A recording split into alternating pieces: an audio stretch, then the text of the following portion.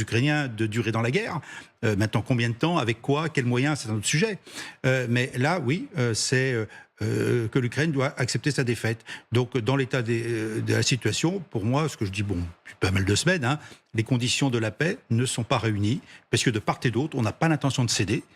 Soit pour l'agresseur, soit pour l'agressé, ce qui est tout à fait normal. Donc on est encore parti pour de longs mois de guerre, à moins qu'il y ait un effondrement quelque part. Et peut-être qu'enfin, on va revenir à ce qu'on a évoqué plusieurs fois, depuis des mois et des mois, le terrain décidera peut-être des négociations. Et là, on ne peut pas faire de prédiction, parce qu'à la guerre, c'est trop facile de dire il n'y a qu'à Faucon, il aurait fallu faire ceci, on y était arrivé. Non. Mais pour l'instant, l'armée ukrainienne est en position de faiblesse. Et il faut voir si elle peut tenir dans la durée. Et est-ce que l'armée russe a les moyens d'aller plus loin ce qu'elle le fait aujourd'hui? Ce qui vient d'être dit, d'abord c'est ce qu'a dit le général Bandon, c'est une économie russe qui d'ailleurs, 40% de son économie est dédiée à l'outil de défense, 40%. Et 2 millions d'hommes en 2030. Donc aujourd'hui, et des munitions qu'on produit plus qu'on ne les consomme. Donc, résultat, actuellement, l'avantage est nettement du côté russe. Et on ne voit pas non plus une faiblesse, je dirais, dans la parole, dans une volonté de négociation du côté russe, car pour l'instant, ils pensent qu'ils vont gagner. Et tant que l'un et l'autre pensera qu'il va gagner, il n'y aura pas de paix possible. Alina Revel, on est d'accord que jamais les Ukrainiens ne diront oui à un tel plan. Les Ukrainiens se battent depuis le 24 février 2022, là où on pensait qu'en 3 jours, vous imaginez, en 3 jours en 2022, on pensait qu'ils allaient se rendre, ils n'avaient pas de munitions. Au début, on parlait de leur envoi de casques.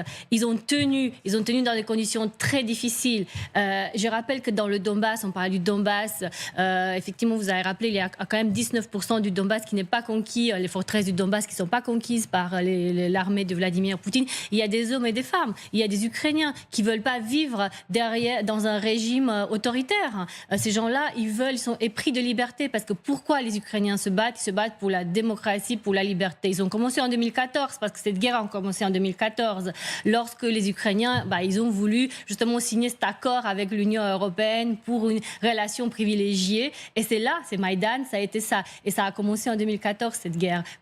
Donc en fait, aujourd'hui, les Ukrainiens, ils ne peuvent pas accepter d'avoir perdu autant d'hommes, d'avoir autant de vies complètement fauchées pour une capitulation pure et simple. Et encore une fois, pour les Européens, ce n'est pas acceptable cet accord de paix. C'est la fin de l'Europe, en fait, parce que Vladimir Poutine va avoir les mains libres. Il va se sentir complètement à l'aise dans les pays baltes. Et je rappelle que s'il attaque les pays baltes, il va couper tout le nord de l'Europe de sa liaison avec l'Europe continentale. Donc c'est très grave si cet plan de paix est adopté, bien sûr.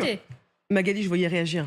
Moi, je m'interroge quand même sur la stratégie de Donald Trump. Parce Moi que, aussi. Oui, il y a quand même, depuis quelques semaines, on avait l'impression quand même d'un Donald Trump qui avait entendu les arguments ukrainiens. Justement, c'est la question que j'ai posée à Sonia Dridi.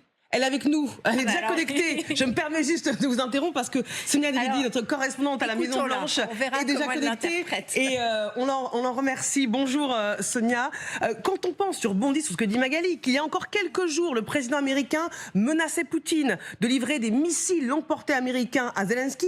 Et maintenant ça, est-ce qu'on a des pistes d'explication pour justifier la volte-face du président américain ?